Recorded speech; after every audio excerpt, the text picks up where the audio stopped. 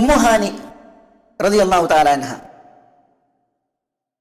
ചരിത്രം പറയുന്നത് ഉമ്മു ഹാനിന്റെ ഈ സംഭവം ഉദ്ധരിച്ചിട്ട് സ്ത്രീകൾക്ക് ഈ ഒരവകാശം മാത്രമേ നബി സല്ലല്ലാഹു അലൈഹി വസല്ലം തങ്ങൾ വകവെച്ചിട്ടുള്ളൂ എങ്കിൽ അത് മതി, എല്ലാ അവകാശങ്ങൾക്കും പര്യാപ്തമായി. ഏതാണത്?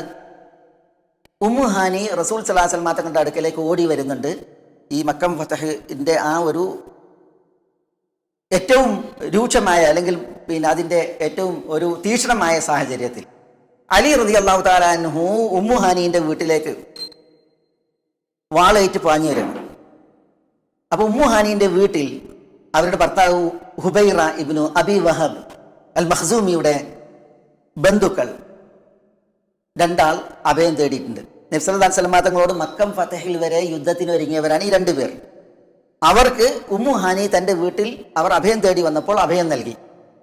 അലി റളിയല്ലാഹു തആല അൻഹു വാളേറ്റ് ഇവരെ വധിക്കാൻ വേണ്ടി വന്നപ്പോൾ ഉമ്മു ഹാനി അലീനെ തള്ളി മാറ്റിയിട്ട് വാതിൽ അടച്ച് ഇവരെ സംരക്ഷിച്ചു.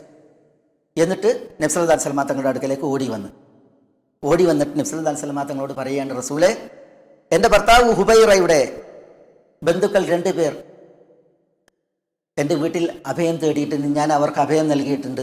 അലി വാൾ ഊരി പിടിച്ച് എൻ്റെ വീട്ടിൻ്റെ പുറത്ത് നിൽക്കുകയാണ് അവരെ കൊല്ലാൻ.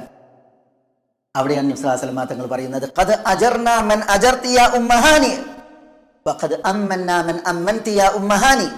ഉമ്മുഹാനി, നിങ്ങൾ അഭയം നൽകിയവർക്ക് ഞാൻ അഭയം നൽകിയിരിക്കുന്നു, നിങ്ങൾ സുരക്ഷ പ്രഖ്യാപിച്ചവർക്ക് ഞാൻ സുരക്ഷ പ്രഖ്യാപിച്ചിരിക്കുന്നു. അലീനോട് മടങ്ങി വരാൻ പറഞ്ഞു. അവർ സുരക്ഷിതരാണ് എന്ന് പറഞ്ഞു. ആണുങ്ങളായിട്ടാണ് യുദ്ധം, അതിൻ്റെ സാഹചര്യം ഉണ്ടായാൽ സ്ത്രീകൾ യുദ്ധത്തിൽ പങ്കാളികളല്ല. ഈ സന്ദർഭത്തിൽ ശത്രുപക്ഷത്തു നിന്നൊരു ശത്രു, യുദ്ധം ചെയ്യുന്ന ശത്രു ഒരു മുസ്ലിം സ്ത്രീയെ തേടി വന്ന് എനിക്ക് അഭയം വേണമെന്ന് പറഞ്ഞ് ആ സ്ത്രീ ആ ശത്രുവിന് അഭയം പ്രഖ്യാപിച്ചിട്ടുണ്ടെങ്കിൽ പിന്നെ യുദ്ധം ചെയ്യുന്ന യോദ്ധാക്കൾക്ക് ഈ ശത്രുവിനെ പൂഴിവാരിയിടാനുള്ള അവകാശമില്ല, ഒന്നും ചെയ്യാനുള്ള അവകാശമില്ല എന്നുള്ളതാണ് ഈ പ്രഖ്യാപനത്തിൽ. ഇങ്ങനെ സ്ത്രീകളുടെ അഭിപ്രായങ്ങളെ മാനിച്ച ദീനാണ്, പ്രവാചകനാണ് നമ്മുടെ ദീൻ, നമ്മുടെ പ്രവാചകൻ മുഹമ്മദ് സല്ലല്ലാഹു അലൈഹി വസല്ലം. ഈ ഒരു പ്രഖ്യാപനം നബി സല്ലല്ലാഹു അലൈഹി വസല്ലം തങ്ങൾ നടത്തിയതിനെ ചരിത്രം വിലയിരുത്തുന്നത് ഈ ഒരു ബഹുമാനം, ഈ ഒരു ആദരവ് സ്ത്രീക്ക് നബി സല്ലല്ലാഹു അലൈഹി വസല്ലം തങ്ങൾ വകവെച്ചത് തന്നെ മതി, സ്ത്രീകൾക്കുള്ള എല്ലാ ആദരവിനും പകരമായി എന്നുള്ളതാണ്.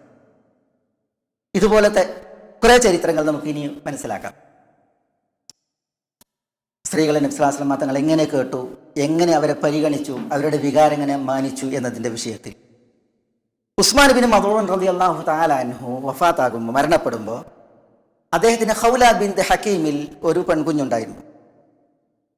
അവർ യതീമത്തായി, കാരണം ഉസ്മാൻ ബിൻ മദ്ഊൻ മരണപ്പെട്ടു.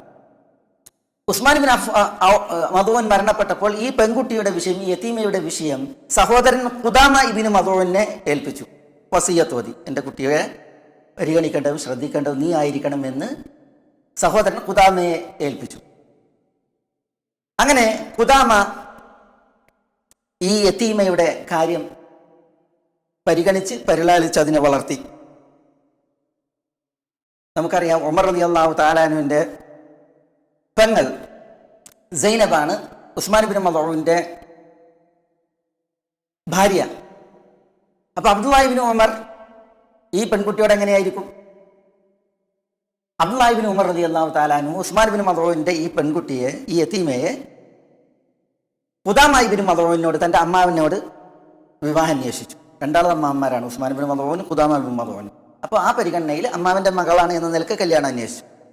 ഖുദാമ ഇബ്നു മദ്ഊൻ വിവാഹം ഉറപ്പിച്ചു അബ്ദുല്ലാഹി ഇബ്നു ഉമറുമായി. പക്ഷേ ഈ കുഞ്ഞിൻ്റെ ഉമ്മ ഉസ്മാൻ ബിൻ മദ്ഊന്റെ ഭാര്യ ഖൗല ബിൻത് ഹക്കീം അസുലമിയ, അവരെന്ത് ചെയ്തു?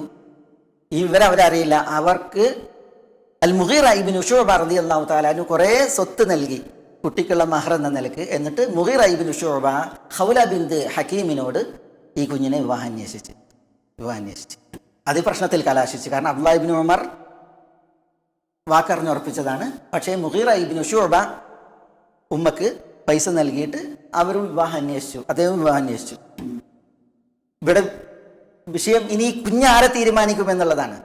ഹദീസിന്റെ ലഫ്ദിൽ കാണാം ഫഹത്തത് അൽ ജാരിയതു ഇലാ ഹവാ ഉമ്മിഹ, പെൺകുട്ടിക്ക് ഉമ്മയുടെ ഇഷ്ടം എന്താണോ അതിലേക്കാണ് ചായ്വ്. എന്ന് പറഞ്ഞാൽ ഉമ്മ മുഗീറ ഇബ്നു ശുബയാണ് തെരഞ്ഞെടുത്തത്, അതുകൊണ്ട് മുഗീറ ഇബ്നു ശുബയെ മതി എന്ന് പറഞ്ഞു.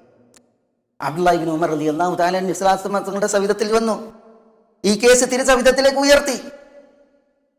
എന്നിട്ട് പറഞ്ഞു, റസൂലെ, എൻ്റെ അമ്മാവൻ്റെ മകളാണ്.